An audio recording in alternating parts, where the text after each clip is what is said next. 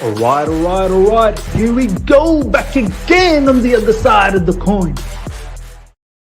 All right, we are back again on the other side of the coin. You must be wondering, where is Miz? What happened to Miz? He's lost all the hair and it's all bare skin. Do you know what I mean? It is me. I just had to get it all off today. I'm over it. It's lockdown in Sydney. I can't get myself a haircut. Generally, I'll get a haircut, get a bit of trim. I mean, I sometimes trim at home as well, obviously. But I couldn't handle it. I just had to shave it all off. So yeah, please be kind to me. Don't be. I can already see people saying, yes. Miz, what happened to you, man? Where is me? Money Miz got cleaned up. Yeah, man, I got cleaned up big time. So yeah, please be kind to me. I'm only a youngster today amongst the adults in this channel. But look, it will grow back. You will get the Miz back. So don't you worry. Just bear with me today. Ladies and gentlemen, we've got, as you can see, the Aussie boys are back in town. We've got RJ, we've got Scott. And there's a little, if you can see, there's a little logo. Can you see on the right top hand side? Yeah. It says Down Under Football Crew. Yeah, that's right, ladies and gentlemen. That's the show that's going to be officially launching very, very soon. Next month, just before the season starts, we have our first show lined up. Us three, we're doing something together, obviously powered by, of course, It's a Football Thing podcast and their YouTube channel. Check out the ticker, as you can see, and the YouTube description for both the boys. The link is there. Go out there and subscribe to them as well. We've already got nearly 30 people live right now. I'm pretty sure we're going to have a lot more down the track. So for the people that are already here, please go out there and subscribe. And as I said, we are going to be launching that show very soon. And our first show has a beautiful, a brilliant player. We've got it ready. We can't give a name out. We cannot give a name out, but it's something for you guys to think about and be ready to pop into that show. And us three, we're going to do some madness. That's all I'm going to say. We're going to do some madness, and it's going to be fantastic. All right, ladies and gentlemen, we'll talk about that a little bit down the track as well. But meanwhile, I thought I'll just throw that in. RJ, my boy, how you doing? Yeah, it's a pleasure to be back and to see the live chat already kicking off. Our main man declared, and like you said, we've got the logo reveal somewhere there in the top corner, so I'm very excited for that.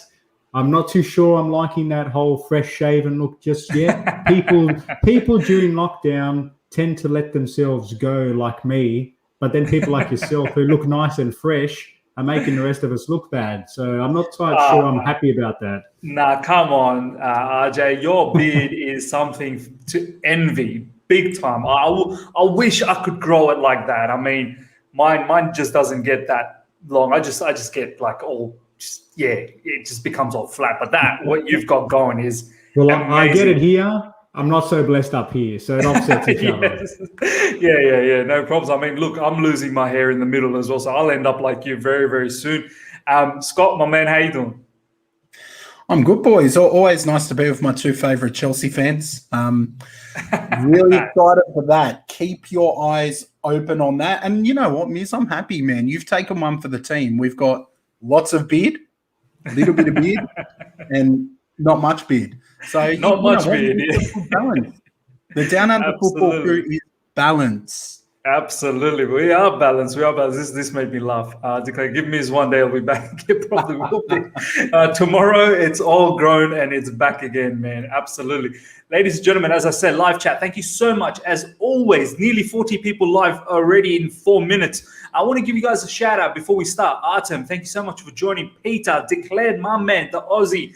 We will have you in the show one of these days. We will have you in the show. You got to come on. This whole Australian flavor is going to be perfect to have you on. Not to say we're not going to have other people on. We will have other people on, but it is, the Aussie boys coming together and bringing out all sorts of football news, predominantly Premier League, but there will be many other news as well throughout along the way. Karthik is here, Located Lions here, Pratik is here, Galactus is here, Justice, and there's so many more people ready to listening on this. So let's get this show started, right? Nearly 50 people, guys. Let's get this likes up to 50 straight away. Hopefully we get over 150, maybe close to 200 live, and we'll get the likes up to more than 100 today. All right, boys, let's get the show started. First of all, the first bit of news, let's get that up and running. I'm going to share the screen so we can have a look into that. And it's great, obviously, Scott, being an Arsenal fan, this is going to be interesting to talk about, because the news that's happening at the moment, ladies and gentlemen, is that, let me just here we go. So Chelsea are ready to let Tammy Abraham join Arsenal on loan with an obligation to buy in order to speed up a deal and focus on signing a new striker themselves. Andy Dillon, look, I didn't know much about Andy Dillon. I thought it was a bit of a fake news, but apparently he knows a lot of Chelsea and West Ham news, and he's at times credible. And at the end of the day, there is interest from Arsenal, apparently. Fabrizio Romano said that there's no advanced talk at the moment, but there is definitely interest. So, I mean, let's go straight to Scott on this before I get RJ to speak about it. And live chat, let me know what you're thinking about this particular deal as well. If there's any Arsenal fans, would love to hear what you guys have to say on this matter. Scott, I mean, Tammy Abraham to Arsenal. Just your raw thoughts on this. And they are very raw thoughts. Obviously, when I think about Arsenal over the years, one of the things we're renowned for is not plugging the holes in our team. Now, to me, if I had to say where our priorities are in terms of a signing, striker is not where my head goes straight away. We've got Pierre-Emerick Aubameyang, we've got Lacazette. Aubameyang's not been in the best of form. He didn't end the season well. He hasn't started pre-season well. But, if it's a straight selection between Tammy and Aubameyang, I'm taking Aubameyang still. I think there's plenty of potential in Tammy Abraham, but you know what? As an Arsenal fan, and I know we'll probably talk about this a little bit longer and a little bit later on, we've been stung before taking players from Chelsea's hand. To me, that makes me laugh, man.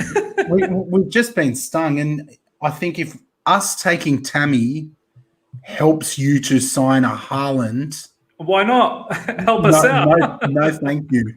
I know we did the double over you last season, but you're always going to have that over us. You're always going to have that over us. I don't think we're doing the double over you if you've got Haaland. To be completely blunt. So I'm a bit reluctant. I think he's got plenty of potential. I think he'd go really well in the squad, but I'm so reluctant about taking players from Chelsea. It never seems to work well for us. And you know what? It's crazy. We seem to take players from you guys that absolutely works out amazingly, but you guys have the knack of picking out players that are not really wanted. Look, Tammy's one is a bit different, though, I would have to say. And we'll get back to this particular comment from Located Line about getting old. I'll get RJ's thoughts very soon, but I just want to ask you one more thing, Scott, before we move to RJ. I mean, it's not like Tammy is not really a bad player, to be honest. I think he's a decent enough striker. Frank Lampard's first season. RJ, what was that, like 16 or 15 Premier League goals, something like that for Tammy Abraham? I think Frank Lampard's first season. Top goal scorer either way. So, yeah, he was, again, considering he's so young, top goal scorer, new season, new league, pretty impressive.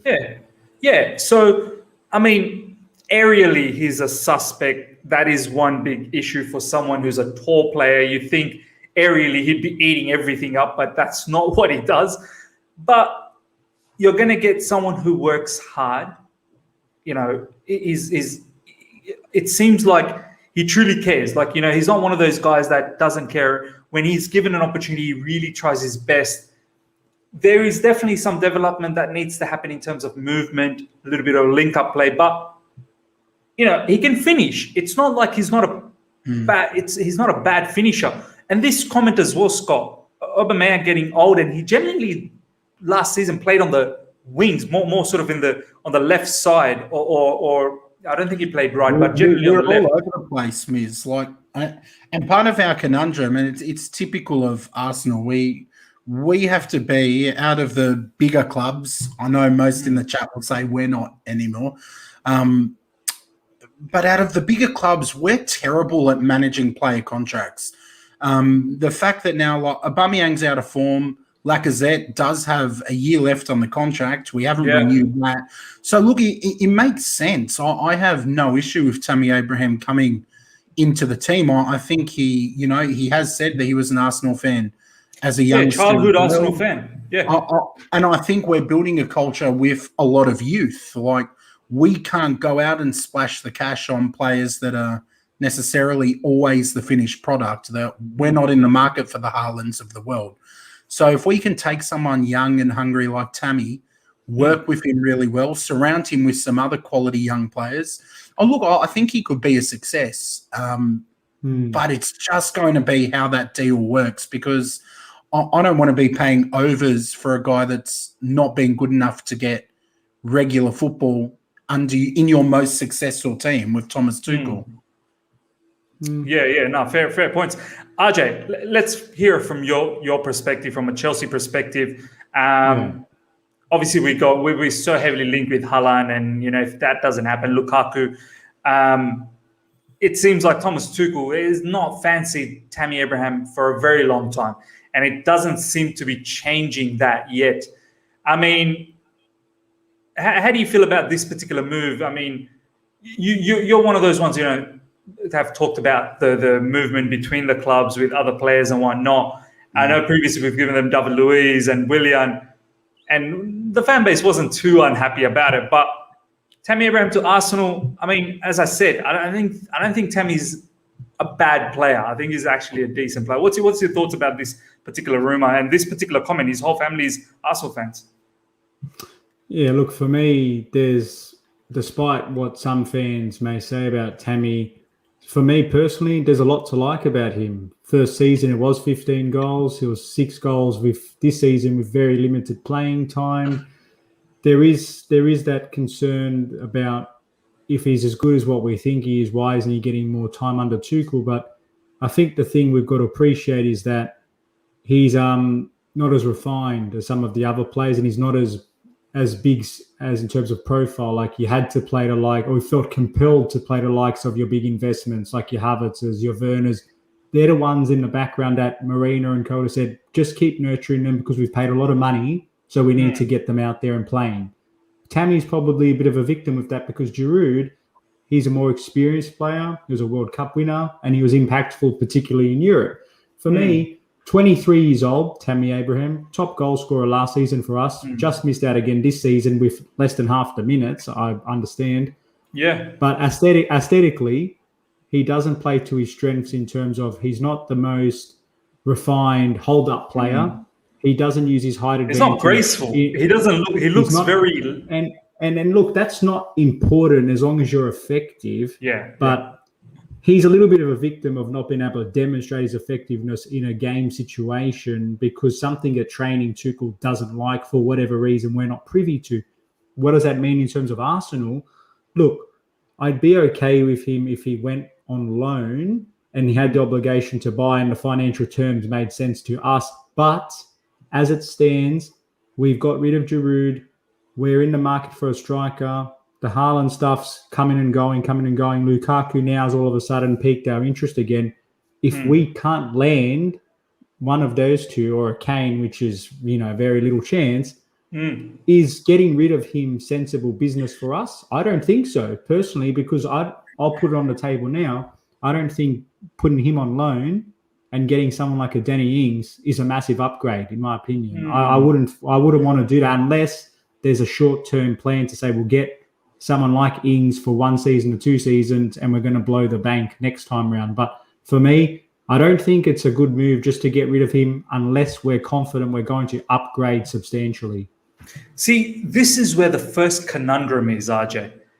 A lot of the clubs like Arsenal, West Ham, Aston Villa, who are linked with Tammy Abraham, they're very smart. They're waiting on this particular situation. They don't want to jump the gun because we've put a particular price tag, which is approximately about 40 million. This is what's getting tatted around. I'm going to ask Scott what he thinks about that price tag for Tammy Abraham. I personally think he is worth 40 million because, one, English player. Second, he bangs in goals. There's no doubt about that. Like, he bangs in goals. Just is not someone that can lead Chelsea to a Premier League title. That's the issue. He could probably act as a second striker at the moment, and then eventually, if he develops, he becomes a superstar. But right now, he's not there. That's the issue. So the first conundrum, as I was saying, is that, yeah, we are looking for a striker, which is still a bit of an issue because the strikers we're going for is high profile, high calibrated, and it's so difficult to land them. And at the same time, we want to get rid of Tammy for the price that we want, which is around the 40 million. I know with Arsenal, apparently it's a loan and then obligation to buy, and the obligation to buy is around 40 million. I mean, Scott, I want to ask you, like, clubs like Arsenal, West Ham, and Aston Villa, they know what Chelsea want to do here. They know that Chelsea's looking for a striker, and they know that Chelsea's wanting to get Tammy Abraham out of their squad. So they'll be looking for a bargain here. They're not going to, abide by the 40 million, right? And it's always hard to get the exact amount you want when it's very obvious that the player is not in favour. Yeah. Now, to me, you boys have said it, you would watch far more Chelsea than I do. Tammy is not in favour with Thomas Tuchel.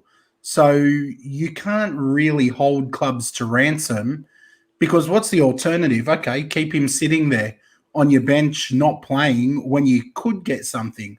I have no particular issues with 40 million as a price tag. There's the English tax, there are squad quotas. So he's someone young, he fills that quota.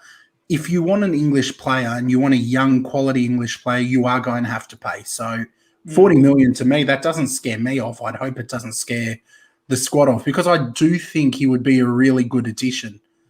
So yeah, I'm not fussed about the 40 million, but I think you guys, on the other hand, will potentially be fussed about that because 40 million can make a big difference in your bids to sign some of that top talent. Yeah, and you know what? And I'll ask this to RJ. Every other team seems to, at times, flog us for the price tag whenever we try. I know Ben Chilwell initially was touted a lot of money. We eventually ended up getting him for about 48.5. I think it was less than 50 million, which is fine. But Declan Rice, for instance, West Ham slapped £100 million price tag on him. I mean, it's only natural that we have a high sort of price for Tammy. I don't know exactly how long he has in his contract. He at least probably has it, I'd say, 2 years.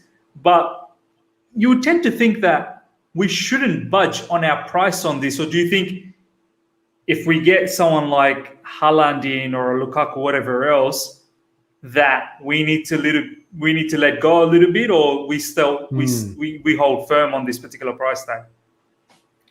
For me, I believe his contract runs out in 30 June 2023. So we've got a couple of years. So if we hold out one more year, then our bargaining position's terrible. We're basically held to ransom because he won't renew if he doesn't get more minutes, and we run the risk we get nothing in return.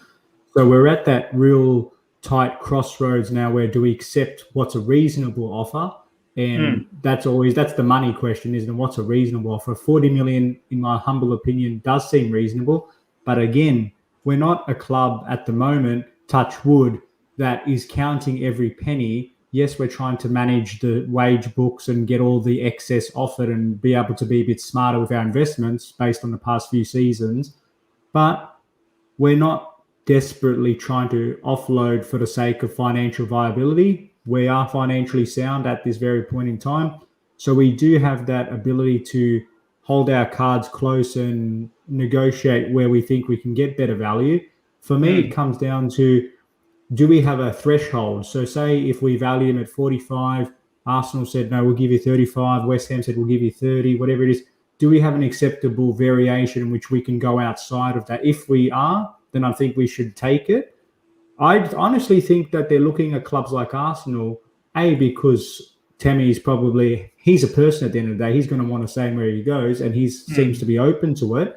But also, and Scott might not appreciate this, but at this very instant, is it better from Chelsea's point of view to strengthen the likes of West Ham, who are in a better position now, or do you try to strengthen a club like Arsenal, who are still trying to fight their way back up to the top where they think they belong? So there is a little bit of gaming going on here in terms of, okay, you're not going to keep Tammy because Tuchel doesn't like him, as it seems.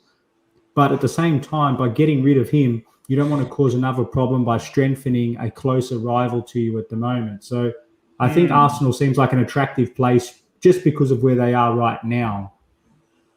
Yeah, look, either I get your point, RJ, what you're saying.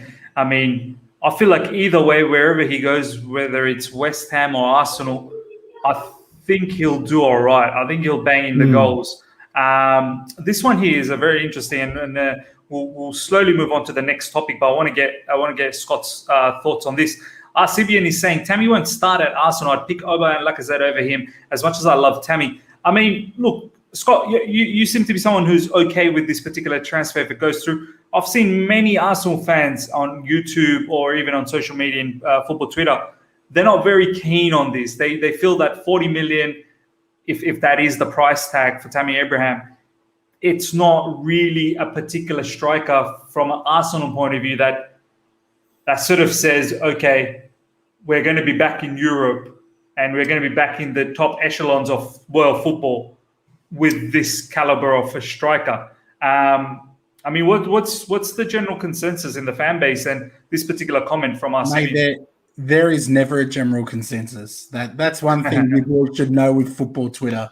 There's never a general consensus. There's always two really passionate sides and no in between. But to me, a lot of the people that I've seen are open to the idea. And 40 million, again, in the modern market, it's not an insane amount of money for a young player. To me, it boils down to how much potential does our coaching staff see in Tammy and how much do they think they can get out of him that hasn't been unlocked before. Now, to me, I'm not Mikel Arteta's biggest fan, but he is our manager, so I'm always going to back him, and I have to have some degree of faith. If Mikel Arteta thinks that he can get much more out of Tammy Abraham, and this is a young player who can be at the club for an extended amount of time, make the deal happen, because unfortunately for us, we aren't in European competitions. We can't be chasing those big strikers. But I think someone like Tammy Abraham could definitely add to our squad. Like I said earlier, I would still be starting Aubameyang over him. And I think Lacazette ended the season really well with some good hold-up play, playing through the middle. So I think both those strikers are still better than Tammy at this point. But we are not building just necessarily for this season at Arsenal. Our signings and what we're trying to build is a longer-term process. So I think next season's step is to get back into Europe in some way, shape or form, even the Europa League. And then I think after that, we need to be going for top four. So with 2 seasons of good coaching and some minutes, maybe Tammy can become that player.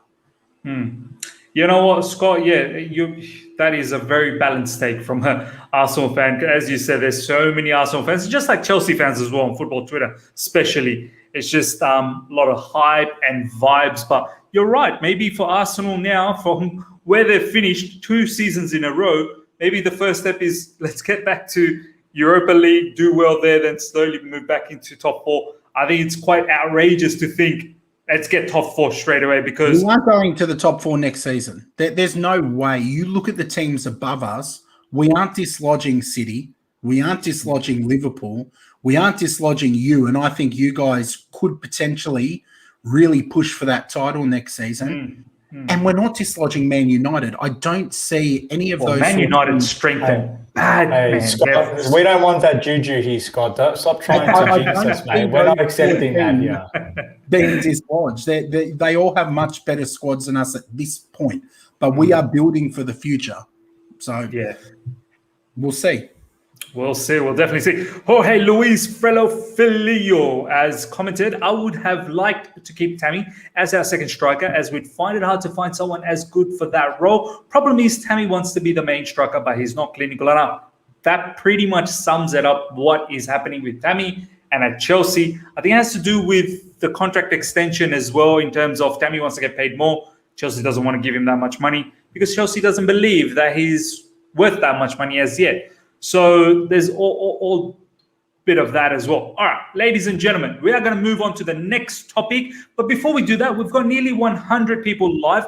First of all, let's smash the like button, get the likes all the way to 100 straight away if you're enjoying this. The Australian boys are here. The Down Under Football crew is here. As you can see, the logo, it is there. The official, the release of the show will happen just before the new season. We're going to do some madness. We're going to talk about many different things, not just Premier League, but football all over the world. So it's going to be an awesome show. So do look out for that. And the boys, check out their socials in the description, especially their YouTube channel, which is It's a Football Thing podcast. They've got a YouTube channel as well. You can see the ticker. Just go out there and subscribe to them. They're very close to 100 subscribers. So let's help the boys out. Awesome people to talk to, as you can see already. It's just, brilliant conversations. Scott, you were going to say something? Yeah, Miz, I was just going to drop as well while there are all these lovely people in the live chat. RJ and I dropped on our show the other night that we do have a really big guest coming during next week. We've got Fabrizio Romano coming onto the show. So if you can go over and give it a sub, make sure you tune in for that, because one of the things we will be asking about is things like Tammy Abraham, Haaland. We'll be trying to get to the bottom of some of those rumors. So jump over and subscribe so that you do not miss that one. You don't want to miss that. The boys have got the bad boy fab, ladies and gentlemen. They've got the transfer guru. Yeah, it's going to be. So you do want to subscribe and reach out to the boys if you've got any sort of transfer questions that you want to say. Maybe the boys can fire that out as well. So 100% subscribe and reach out. All right, ladies and gentlemen, next topic to talk about. I'm going to bring out a clip. We're going to watch the clip, and then we're going to discuss this clip. Absolutely made me laugh. This is a clip from talkSPORT. It's pretty much gone all over football Twitter at the moment, and it's a bit of a funny one. But I want to see what Scott has to say as well, because one of their players is linked to Arsenal. So let's bring that up. Yeah, and you've got to be realistic about Start from the top. So Haaland, Kane, job done. Good chance of winning the league. And you've got to be realistic about that.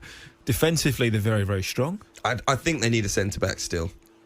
I do think. I think Antonio Rudiger, Andreas Christensen, good season. So go back to my Thiago point. Silva, always injured. That's fine. So go back to my point about Ben White.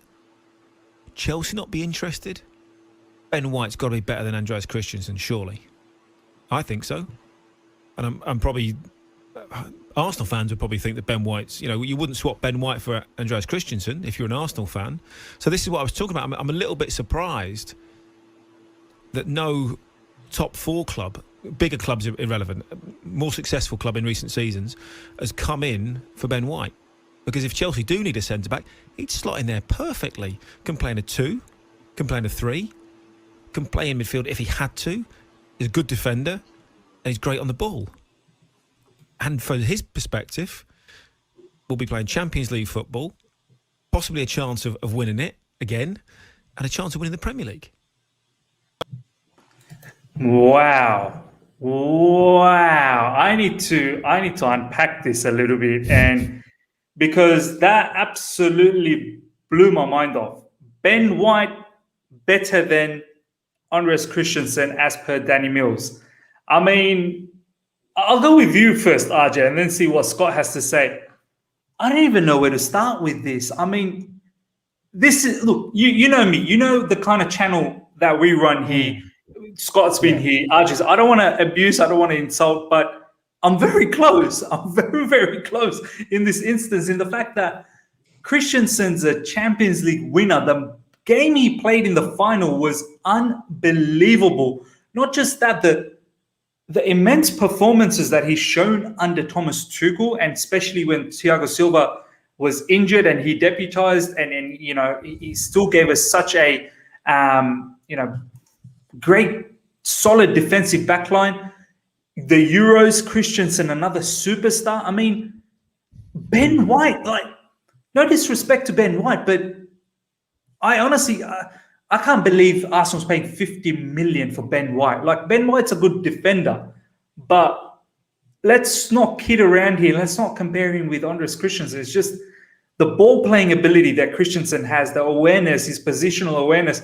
I mean, what do you got to say about this, man? Yeah, we spoke about this the other day on our channel about Ben White, and I was quite complimentary of him. I thought, from Arsenal's perspective, he represents a good signing for them. But in watching that clip and having him being compared to a Champions League winner, and not just a Champions League winner like a peripheral player, he had an instrumental run in terms of Chelsea's resurgence at the back end of that season. And yes, some will say that part of that's because he played in a back three system. But you know what? The guy has shown he can shake away his demons, and he's matured so much. He's got a lot more Premier League experience. He has improved his physical side of the game. And to have Ben White, who is a good player and he's on the right trajectory, versus someone who's a lot more mature, he's a couple years older, he's a couple more seasons experienced, and his stocks are also on the rise at a faster rate.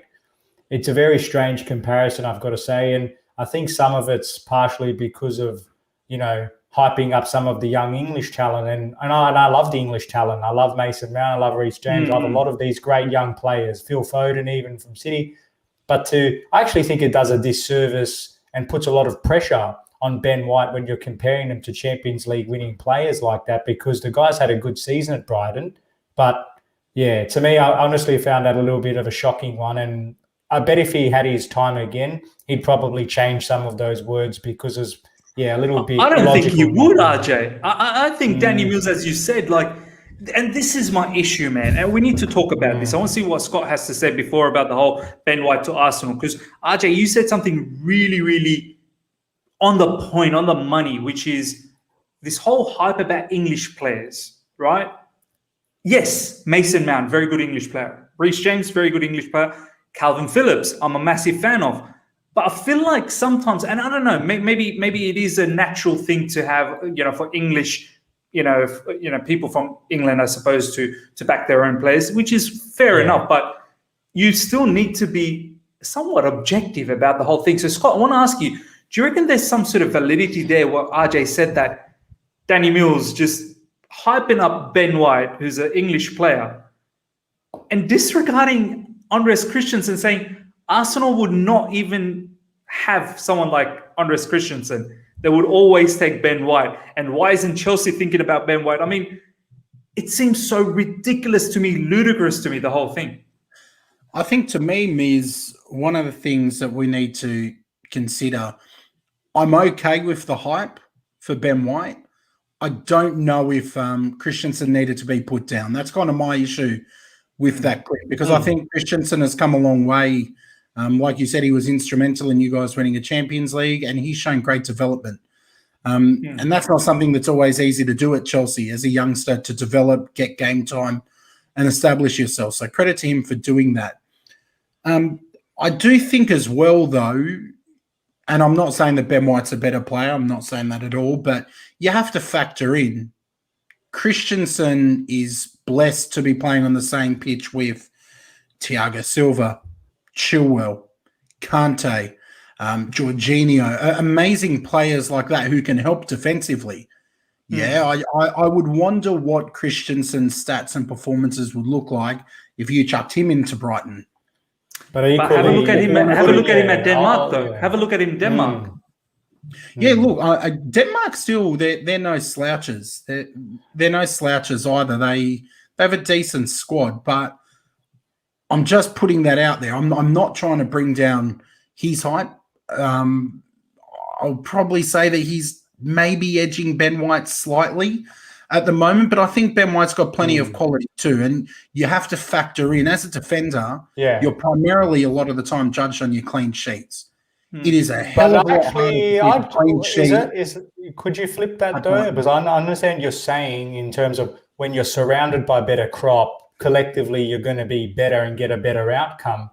But on an individual comparison basis, sometimes players that are good in a lesser quality team stand out because they're required to do a lot more. Same thing with goalkeepers.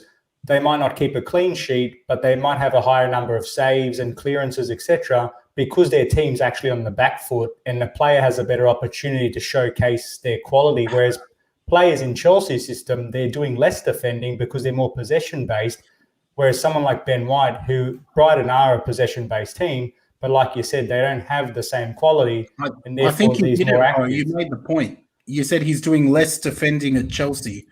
The less defending you have to do, the less likely you are to make an error, to mess it up. The defensive side of the game is very unforgiving to me. Like, your team concedes one goal through someone's mistake, your whole team's getting drilled. Like, I just think we have to put that into perspective too. Oh, that's fair. I can definitely appreciate that. If But Ben White equally- was playing for Chelsea in Yeah. place of Christensen, right? Let's just say you go to that Champions League final, Christensen's not there, but Ben White starts in his position. I still think you win the Champions League final. I still think he has a great performance too. But equally, like you said, it's if you have less chances to make a mistake because your team's on the front foot, in the modern game, centre-back, his involvement in the build-up in terms of the offensive side of the game is also something that shouldn't be underappreciated. So, yes, Ben White might be doing more defensive work and Christensen does less defensive work, but he actually has a lot of involvement in the build-up, and that's something that's part of his quality. And I think at this very moment, Christensen's ball-playing ability, which is part of the modern-day centre-back, is at a better quality than Ben White right now. So I think that's also I'm not important. arguing that point. But And I don't see the need to bag any of them out, to be honest. I think they're both talented young players, and we'll be lucky to have Ben White. You guys are lucky to have Christensen, to be completely blunt. And that's the second thing that I want to ask you now. It seems like from an Arsenal fan base point of view, and obviously your perspective as well, that you guys are quite happy with getting Ben White in your team. I mean, take the price aside. Obviously, for me, the price seems very steep, and that may be because he's English. Because someone like Kurt Zuma, we can't even seem to ship him away apparently for 30 million these days. There's some Italian clubs that are interested, most notably Roma. But I certainly would put Zuma ahead of Ben White. I know Ben White probably has the ball-playing ability, but if you want a pure back four kind of defender, someone who's going to defend, recover, pace, brute strength, aerial ability, I mean, Zuma's unbelievable, right? But as I said, taking the price aside, and let's individually just have a look at Ben White. You rate him like Arsenal, and from your perspective, like you guys rate him that highly? Like, I know he's done all right with Lewis Dunk beside him at Brighton, but I just don't think he's that caliber of a defender for me. Do you know what I mean? Like, it feels like the way Danny Mills was saying, and obviously like from your perspective as well, and Arsenal fan base, like you guys really hold him quite highly. Mate, look, I'm going to flip it and put it back to you, Miz. I hope you don't mind. Yeah. We have to be hyped to bring in players. Yeah, over many years, we have not been incredibly active in the transfer market. So for us, I know you guys are used to bringing in big players. You're used to bringing in exciting players. You're used to not balking at paying a big fee. For us, I'm actually happy to see us, if it happens, putting up 50 million for a player, because it's showing me that at least our owners, there's some cash coming in, which, one of the big criticisms has been we don't spend money over the years. Yeah, and that's from our own fan base. People up in arms blowing up that we don't spend any money. But then we go and spend money and we're splashing that cash, and the criticism is that we're wasting the money and we're overspending and overpaying. I feel like you can't win. Now, you're saying that, maybe he's not a 50 million signing. Who would you suggest then, or who's someone that you think would be attracted to come to Arsenal with no European football and could really be a starting centre-back and do a top job? Look, it's tricky to think about. Yeah, it's very, because one, I don't get to watch too many other football matches outside of Chelsea. But if I think from a Premier League point of view, and RJ, help me out as well, obviously none of the top 6 players would probably come because they all have European football. But looking at some of the middle ones, I mean, who's that Aston Villa player? Tyrone Mings? I mean, he's English one, yeah. Yeah, I mean, would he? I feel like Tyrone Mings is a far more of an astute defender than They Ben finished White. higher than us though last season. Villa, they've had some positive momentum. Did they finish? Actually, I don't know if They didn't finish higher. before in front of you guys. They finished below you guys. You know, they're building a culture as well. Like it's got to be a player that has the desire to come. Yeah, as well. You've got to have that desire, and you've got to have a club that's willing to let them go. As you guys are seeing with Haaland, I'm sure Haaland would like to come, but Dortmund at this point are playing ball. Now, the fact that Brighton are willing to let him come, we've managed to strike a deal. I'm just happy as an Arsenal fan we're getting someone in. We can't be. But I think the crux of it, though. But I think the crux of it is it's one thing to accept that your club, and even to an extent our club, at times when we want someone, we get forced our hand to pay overs in some instances. It seems that Arsenal are happy to pay overs because they see promise in Ben White. I think the crux of the issue, though, is it a fair comparison to compare at this point in time Ben White equivalent to Andreas Christensen, which on face value, that doesn't seem correct to me. But each to their own, he might be better than him. And the thing about Christensen that I want to just quickly wrap up on is probably what doesn't get spoken about enough is the fact that on two big occasions, firstly, he came in for Silva against Tottenham, high-octane match, didn't miss a beat.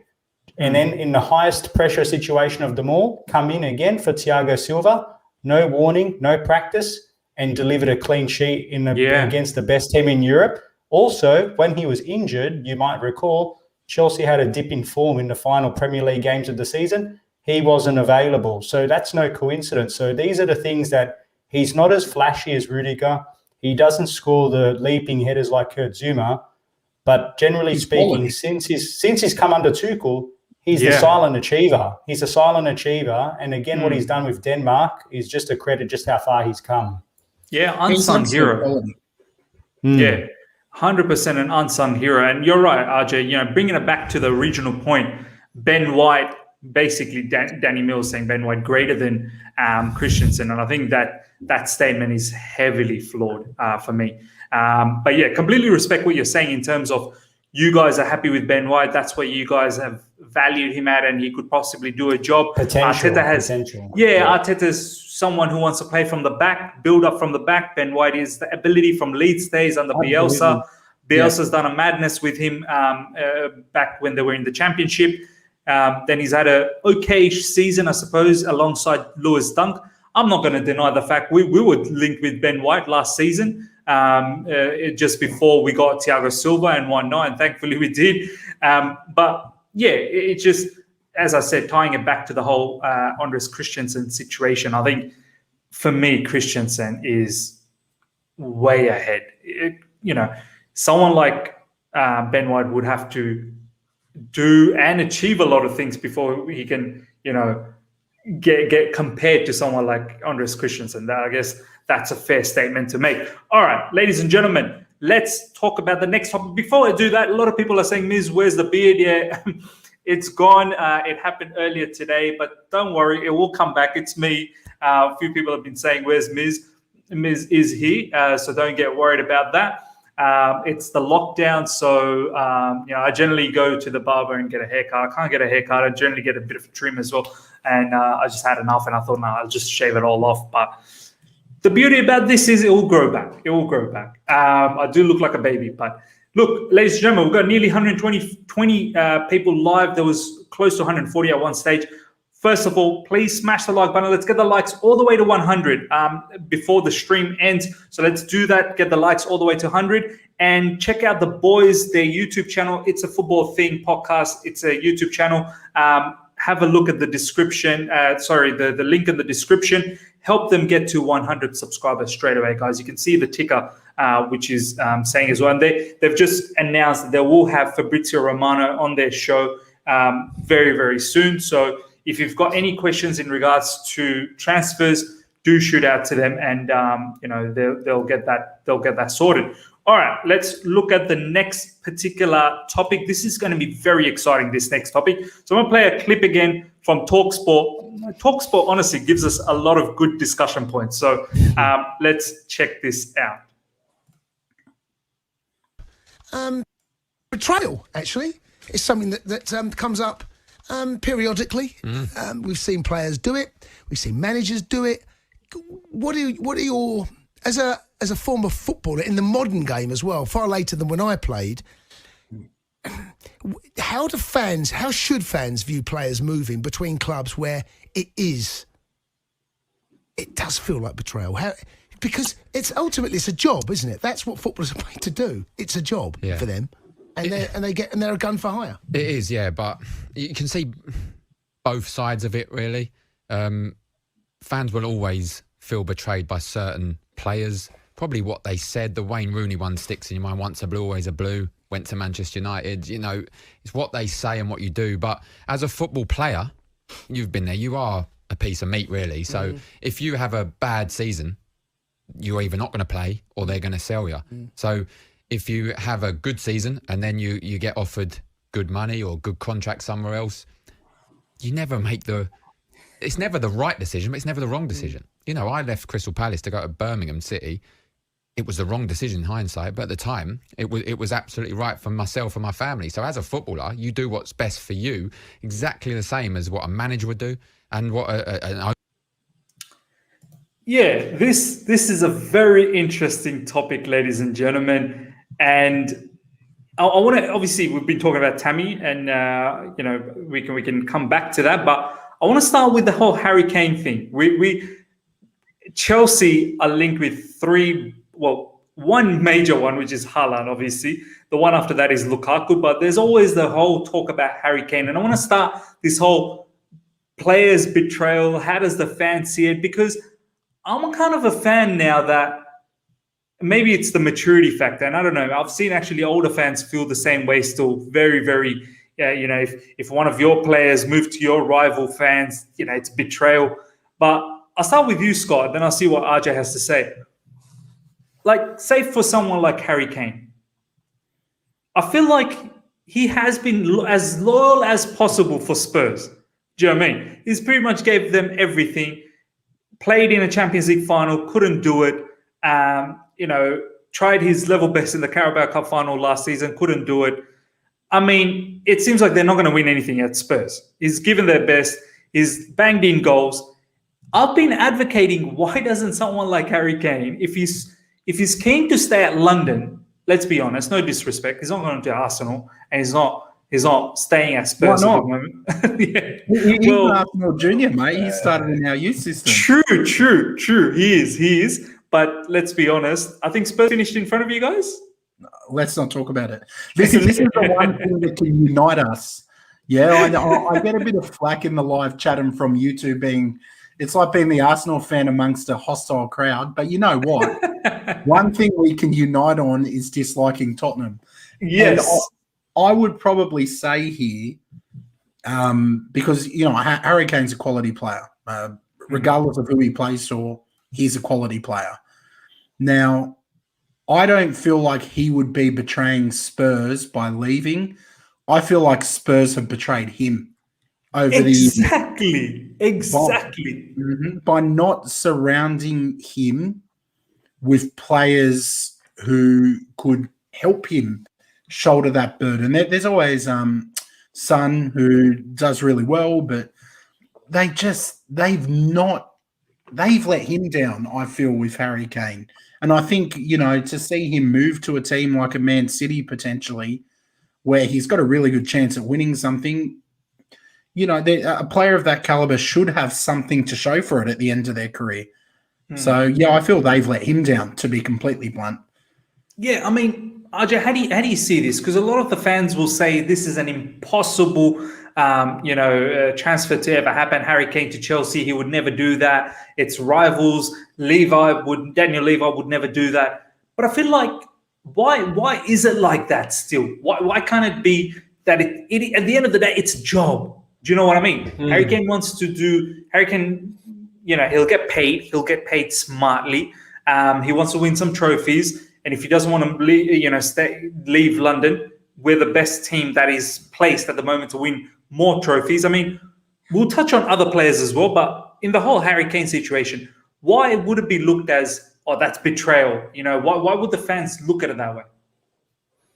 Well, we've got to try to, using your show, the other side of the coin, you've got to try to think about it from the perspective of the fans, just more generally, and how we love football, not just because of the on-field dynamic, but of the culture that surrounds it. And part of that is the affinity you attach with certain players. And when they kiss that badge, when they score against your direct rival, when they help you win trophies, except for in Spurs' case, but in general, you know what I mean? Like for people like a Spurs fan, or even if you're a businessman like Levy, he's very shrewd. He knows what he's doing. They weigh up all the pros and cons of trying to sell. Not only do you lose a high quality asset, your best asset, but having a double blow by having them go to your direct rival. So not only are you weakening your squad, but you're also strengthening a direct rival that your fans are already sour about. This is one of those occasions where the whole is greater than the sum of the parts in the transaction. It's not like you're just losing a player; you're losing them to a direct rival. And we know how fans treat football very culturally. It's very tribal. Right. But from the players' perspective, look, reputationally speaking, some players feel a little bit different to others. Some take it really seriously, and some, like you said, and like was in the film clip, it's a business at the end of the day. They're doing what's best for their families and their financial situation because they're not playing forever. They should be looked after. But realistically, you're one bad injury or one bad tackle and your whole career is over. So they've got to look out for number one, as hard as that is for fans to take and accept that. Like if we remove our love and tribalism and try to think very corporate-like you've got a job. We look out for number one. We're going to get the best salary as possible. Even if we love the environment we're in, 99 times out of 100, that's the case. And that's the same with a football player. So when people try to say Kane going to Chelsea, Kane going to Arsenal, whatever, some other rival, to completely rule it out and say it's betrayal, look, they'll say that in the first instance and they might make a bit of a narrative out of going forward, but the show goes on. And that's the same thing with Tottenham. He'll go to Chelsea, he'll win a couple Premier Leagues and Champions League, fingers crossed maybe, and then Tottenham will move on from that. And that's just how it is. People get too attached at times to this narrative when it's betrayal until the next big player comes in and creates their own legacy. That's all it is. And that's why you're 100% right. Time heals everything. Scott, I want to ask you, we've already seen in the live chat a few people saying, Figo, from Barcelona to Real Madrid. Even in the Premier League, if I think about it, one that just popped out of my mind, Carlos Tevez from Man United to Man City. I mean, I don't get why I know for certain fans, whoever were the Man United fans at that time, thinking about, you will get to this particular comment as well, they would have felt a bit salty at that point that, how could Tevez do that? He should have known that it's a massive role. How could you do that? But I'm at a point where if the club can't seem to, from the clip, at the end of the day, you do what is best for your family. Do you know what I mean? Like, for example, and I know this isn't a direct, I suppose, a rival in sense when Courtois left us for Real Madrid. I know that's not a direct opposition there, but he got so much heat. And I know he did a bit of a dirty in terms of he didn't want to come into training and whatnot, but the amount of abuse he copped, being called a snake and this and that and whatnot, and I just thought in the back of my mind, he's only doing what is right for his family. He wanted to go back to Spain. He wanted to settle over there, and he had his whole thing. But it feels like sometimes fans, they can't seem to understand from a player's perspective why they're doing what they're doing. Like, how do you feel about this whole situation? Like, all of this stuff, even this one, Ibra, literally moving all over Italy. And it's funny, people don't really refer to Ibra as a snake, do they? I mean, I think it depends on, as well, how you perform once you move.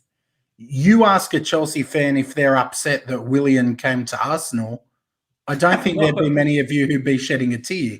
But if he'd come to Arsenal last season, scored 34 goals, we'd leapfrogged you into the Champions League positions and so on, I think people would be upset. So a lot of it depends on the player's performance.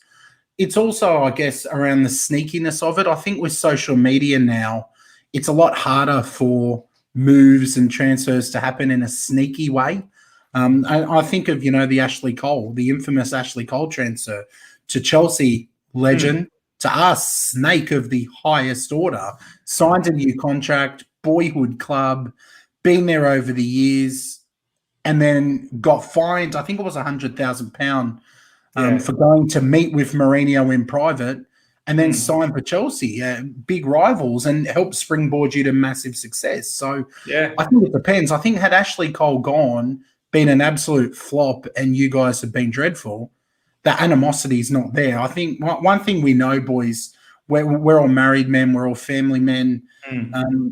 I think kind of when you get to that point, I can completely understand a player moving now for more money. I honestly get it. These guys have, 10, 15 years to set their families up. So I can understand them doing that because, you know what, I'm a teacher, but if another school asked me to move and they offered me extra money, even though I'm happy where I am, I'd go. I hope my boss isn't watching the stream. But if I got offered more, of course I'm going to go because I want the best for my wife and my kid. Exactly. So I think it comes down to back in the day, we had more of that animosity with transfers because it could be done sneaky, where you can't get away with that now. And I think it's also about how the player performs. But all I can say about the Arsenal-Chelsea crossovers over the years is it's never really worked out well for us. So you guys don't have much to be salty about. And it's always kind of worked out well. The one that hurt me most, and RJ will tell you this, Giroud. And RJ knows because we've been friends since high school. We've been friends a very long time. I was always bigging up Giroud. He's one of my favourite players. Even though I can't hate him, but seeing him win that Europa League against Arsenal, seeing him win things and criticise Arsenal, man, that stung. But had he gone and not scored a goal, had he done a Willian, I wouldn't have cared. How do you guys feel about Cesc Fabregas moving from Arsenal to obviously Barcelona to Chelsea? I mean, I think he still holds Arsenal close to him, but then 100%. He also holds Chelsea very close to him as well. He's an Arsenal man. You ask him, he's an Arsenal man. He's not. He's a Chelsea boy.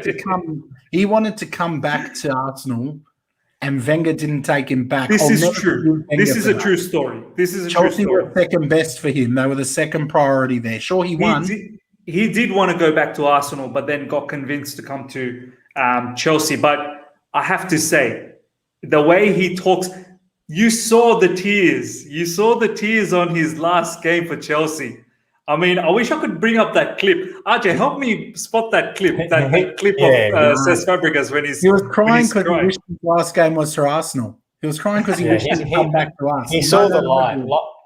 Like Ashley Cole, like Giroud, like Fabregas, they all sort of lied. That's okay. Arsenal's a good stepping stone for a club. That's nothing to be laughed at. I think my internet's playing up, boys. I wanted to say, in all seriousness, on that whole player swap over to rival clubs, a more serious point is I think a lot of it, Scott, you covered it well in terms of how good they perform, especially if they perform against their old club. But more importantly, we bring up the likes of he who should not be named, that is the goalkeeper of the team we beat in the semi-final in this season's Champions League. But a lot of it comes down to how you conduct yourself and the manner in which you depart.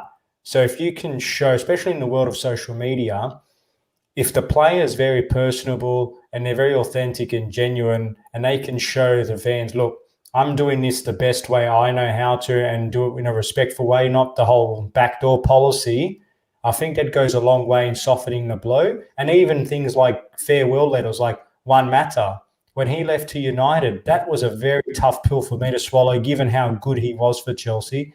But reading his farewell letter, like most fans, I'm sure people in the live chat have their own view, but the general consensus, and I'd say that very shakily, was that he was someone that left on good terms and would always be welcomed back fondly. But yeah, I think a lot of it does come back to how you go about announcing your departure. So I think that's an important point. Look, for me, the bottom line is, honestly speaking, I wouldn't. It may bother me a little bit, but it wouldn't bother me to the point where I'm going to abuse the player, insult the player. For example, let's say argument's sake. I know live chat's going to jump on me. Let's just say, for argument's sake, Mason Mount was to move, I don't know, to a rival club within the Premier League. Do you know what I mean?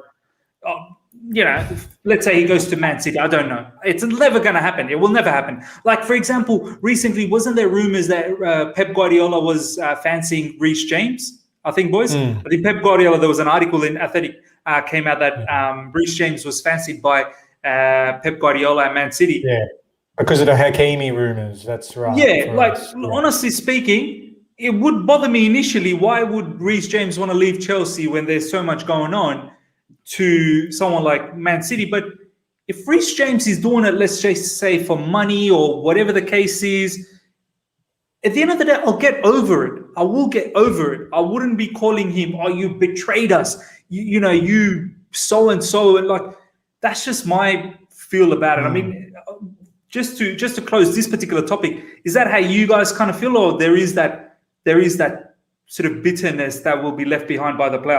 I'll start with you, Arjo. For me, I just love seeing when Ashley Cole was over with us and when Essien scored that rocket, and I'm pretty sure the commentator said Arsene Wenger was blowing up because Ashley Cole actually fouled someone to win the ball and Essien scored that thunderbolt. And seeing Ashley Cole celebrate like he just won the Champions League against Arsenal, it was so good, honestly. I'll never forget it. Never, ever forget it.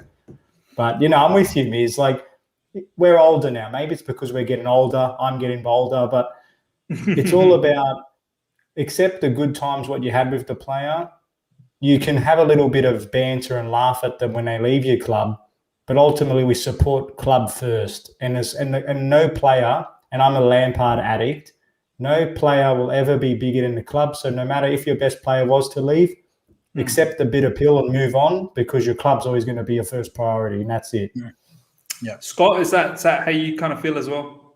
Agree, man. And it's also about making sure there's always that barrier of respect as well. You can feel that a player's betrayed you. You can feel that a player's a snake. But, I just keep it respectful. I think that's important. And, one thing I'd have to give all Chelsea fans credit for, and this is to all of you, even the guys in the live chat, you two, the way you guys respected Frankie when he went and fulfilled his legacy at Man City, became a Man City legend. I thought the way you guys handled You better be careful, Scott, where you're going with this. Man City legend Cut him Frankie off. Lampard. Respect. Sneaky Arsenal fan. Just had to put that in. Oh, man, you're lucky we didn't cancel you, Scott, there, but we keep you on. Tony Tone, thank you so much for this super chat. Cesc is a Chelsea player. He is recommended Shermani to Chelsea. I mean, yeah, he hasn't recommended any players to Arsenal. He knows. There's no point in recommending a high-quality player to Arsenal. They're only going to be using them as a stepping stone. So it is what it is. That's for the Man City comment there, by the way. We're even now. All right, ladies and gentlemen, we've got nearly 130 live right now. Let's get the likes up to let's get it over 100. We've got one more bit of topic to talk about before we wrap things up. So let's get those likes well over 100 if you're enjoying this particular stream. And if you've just joined, check out all the stuff we've talked about. We've talked about Tammy Abraham. We've talked about Ben White and Andreas Christensen. And we've just talked about player betrayals and whatnot. So yeah, smash the like button, get the likes up, and check out the boys and their YouTube channel. It's a football thing. The link is in the description. Help them get to 100 subscribers straight away. We're on 90 now. Awesome. Thanks, guys. Thank you. Thank you to brilliant. I'm 10 more. I'm glad that the live chat is doing a madness. Okay, the last bit, which is going to be a bit of a fun thing. See what the boys have to say about this. Let me see if I can bring this up a little bit more. I can't bring this up. Can we? Is there a anyway? I don't know if you guys can see that live chat. Maybe what I'll do is see if is that a little bit clearer at all? Anyway, it sorry seems about pretty if clear. it's not clear enough. I'll read it out to you guys. Basically, what it's saying is FIFA are trying out a new football system with many changes. 2 halves with 30 minutes each. The game clock stops when the ball goes out of play. Unlimited substitutions. Throw-ins played with feet. 5-minute suspensions for yellow card. I mean, it seems. Look at the likes and quoted retweets. Oh my days! I mean, people had a lot to talk about this particular news. Let me know what you guys think, live chat, about this. This seems very, very mad to me, honestly. I'll start with you, Scott. I mean, 2 halves with 30 minutes each. The game clock stops. Is this basketball? Unlimited substitution. Throw-ins with feet. I still don't want to see it, but that's one thing I could probably say. I never understood why it's like. I mean, it's not that I don't understand it. I get it. It's the history of it, but it could, I suppose, be with foot. I suppose that's the only one that I can think of that may have a chance. 5-minute suspensions for yellow cards. That seems like a rugby league kind of stuff. Sin bin situation. I mean, Scott, what do you think about all these rules? Look, RJ and I, we went through this in depth on our show the other night, and we went down the rabbit hole, and it was, holy moly, a big conversation. I think the best way to hammer this is for me to give you my quick thoughts on all of them, one by one. To me, 2 30-minute halves, I want more football, not less. I want more football, not less. So I want 45 minutes each half, minimum. The 5-minute sin bin for a yellow card. My problem is I'm not very trusting. I don't trust the officials. I think that the officials, particularly in the Premier League, are subpar. And I don't really want players to have to go off for 5 minutes if an official's made a terrible call. Can you imagine the amount of debate if players are going off for a yellow that's controversial? Can you imagine the arguments? Like, we get enough as is. Throw-ins being played with the feet. Thank God Rory Delap's not still playing. I mean, it would probably shut him down because that throw he used to put in was amazing. But phenomenal. I think teams would then be playing for those set pieces. They become a set piece. Yeah, you can literally just cross it in, I suppose. Yeah. Yeah, I've got big issues with that. To me, when the Super League thing came out, I'm going down the rabbit hole again. Everyone was blowing up because we didn't like the fabric of our game being messed with. Then these kind of rules are tried. Now they are only being tried. I don't think we need to get too carried away. They're being tried in a youth tournament at the moment. But you don't trial something unless you're interested in seeing if it's got potential. So I'm nervous about these kind of things. I don't mind the clock stopping. I think that could potentially avoid a lot of simulation or feigned injuries. But yeah, overall, not. But you know what? They add the minutes on anyway. Like, I feel like at the end of the day, you get the stoppage time, more or less. They add that up. You know what I mean? Yeah, I think just. If it's not broken, don't fix it. The only thing they need to fix is VAR, to be honest, that they need to fix that. So just leave it as is to me. They're disgusting rules. 100%. This comment here, RJ, it's to get Americans more interested. I feel like all of those rules, it gave me a basketball vibe because some of them look like they're very much a basketball sort of scenario. You know, shorter halves, obviously basketball's played in like quarters. And then they have the timeouts and this and that and whatnot. Unlimited substitution. I'm pretty sure basketball has unlimited substitutions as well. I mean, what's your thoughts on all of these pretty much nonsense rule changes that's been touted around? Yeah, so I follow a similar structure to Scott. So firstly, the 2 30-minute halves, like you said, Scott, more is more in this case. We want more football. More football adds more excitement. It adds more uncertainty. It adds more tactical changes to be applied. So I think by restricting the game to 30 minutes, you're actually letting managers off the hook to an extent, and the players themselves won't need to be as fit anymore. And fitness is a part of the game. Fatigue is a decision-making under fatigue is a part of the game. That's why they're the elite players. But also that whole theme of shortening games, I wonder if this is part of a broader thing like other sporting codes. Like with tennis, you've got the fast 4. With the cricket, you've got the T20s. Like we're slowly seeing, is it just because there's a perception that somehow global sporting fans prefer shorter, sharper sporting events? If that's the case, I don't think that resonates with football. Again, if it's not broken, don't try to fix it because it's fine. It's working fine. So leave it as is. Unlimited subs.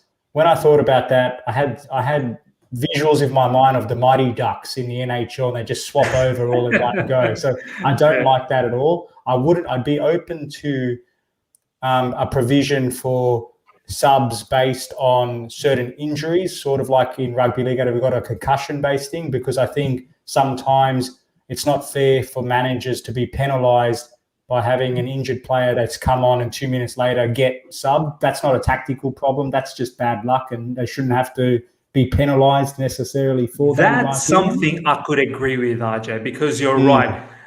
One that really comes on my mind, obviously, in recent times, there was a very big head clash for Raul Jimenez from Wolves. Yeah, that was crazy. Fractured skull. Yeah. I mean, that's unfair that, he needs to be, that's a substitution. Like, come on. I mean, things like that, I think definitely. But then again, what do you do? Like, say, yeah, it's hard to legislate. Like, let's say someone like Pulisic, who goes for a blockbuster dribble, like in the FA Cup final against Arsenal, pulls a hammy. I mean, do you still give us I think if it's extra substitution? Yeah, I think it would have to be for sort of like serious, like head-related clashes or some foul play as a result of foul play or something. But I get your point. It's very grey, and that's obviously opens up other can of worms. Kick-ins, no, it's not football. I mean, it's not futsal, it's not indoor. Like Scott said, they'll probably get a bit tactical and start trying to play for set pieces on the halfway line. Don't like that. And also in terms of, the one I was a bit more open to was when, again, visualised Champions League final, 7 minutes on the board. Yes, there was a De Bruyne injury. Was there 7 minutes worth of stoppage time? Somebody on the sideline said it was. How do we know? There's no accountability. We're trusting people to do this right. If the ball goes out of play, so it rolls out, it should be transparent on the scoreboard. The clock stops. The ball comes back in. The clock turns back on. At least there's greater visibility to see if the actual extra time is roughly right. At the moment, you see these 3, 4, 5 minutes, and people are like, where'd they get 5 minutes from? Where'd they get 7 minutes from? It doesn't quite make sense. Yeah. So I'm not sure I'm not saying I like that rule, but I'm open to that concept. And that's as far as I'd go with the others as well. No, 100%, man. Look, at the end of the day, I guess people are always going to find ways to improve the game. Obviously, VAR is something that is there to improve, but already it's causing so much controversy because VAR itself can't seem to get... It's like we need a VAR for VAR. Do you know what I mean? Like, just to ensure that you're actually getting it right. So we need thicker lines. We just need thicker lines, Miz. Yeah, we just need thicker lines. Did you hear, Miz? Sorry, I just want to chuck it in before you speak about VAR. I read something, I'm pretty sure it was from a decent source, that in the Premier League this coming season, they're not actually going to show the lines and the video for offside calls, which is someone like me who has zero trust in VAR and the officials. Tell you what, I'm sure Man United will be winning many more games now. So they won't show that line anymore. I'm not 100%. Maybe someone in the live chat may have seen it, or they may think it was nonsense. If someone in the live chat's seen it, but I read something the other day where either they've made the decision or they're contemplating that they won't show the lines and the actual replays for offside calls next season. I could be wrong. I did read it somewhere. So does that mean probably times where it is deemed as offside, it probably wouldn't be anymore? Like, it's offside because of the shoulder that's sticking out a little bit, or if it's offside because the knee is just sticking out. So those ones probably look like they should be goals. Or if imagine it's Timo Werner. Chelsea player. Yeah. Oh, yeah. What if? Yeah, exactly. Like Timo Werner, RJ. How many offside goals did he have last season? Where it felt like, or Ben Chilwell, FA Cup final. FA Cup final. Yeah, he was like literally his shoulder. But yeah, I mean, we'll see what happens. Obviously, I can't remember that many that were against us, but we definitely had where we were in the scoring opportunities and it went against us in those situations. I just can't remember where the opposition had that situation with us and it was chalked off and it was offside. I can't remember any high profile ones, but we definitely had some. But yeah, ladies and gentlemen, that pretty much wraps us up for this particular show. Hope you guys have all enjoyed it. We talked about the Tammy Abraham stuff. Obviously, Scott being an Arsenal fan, it was really get to know from an Arsenal point of view what they thought about that. The whole Ben White and Andreas Christensen from Danny Mills from talkSPORT.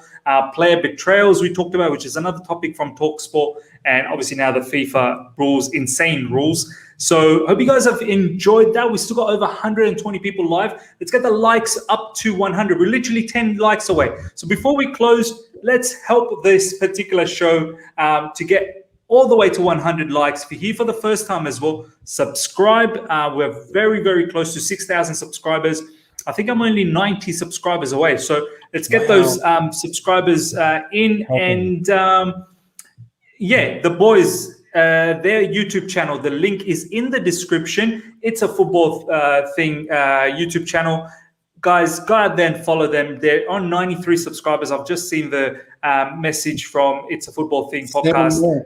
7 more to go, guys. Check it out. It's in the description. Go out there and subscribe. They are going to get Fabrizio Romano coming in very soon on their channel. So if you've got any transfer-related questions, reach out to them and ask them directly. They'll do that for you. And yes, people are still saying Eid Mubarak to me. Eid Mubarak to every single one of you guys that are celebrating Eid today. I had my Eid yesterday, but I know a lot of the many different parts of the world are celebrating Eid today. So Eid Mubarak to you and your family. And yeah, guys, have a very, very good day. And yeah, you should see me again tomorrow. Obviously, I've got the Matissa show at 11 a.m. Or you can eat Chelsea, so do tune in on that.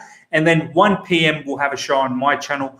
Probably talk about transfers and whatever else is relevant at that point. We'll have Lawrence coming in. Lawrence Vascoli will be in the channel, so we'll have a very good show. So yeah, until next time, everyone, take care and see ya.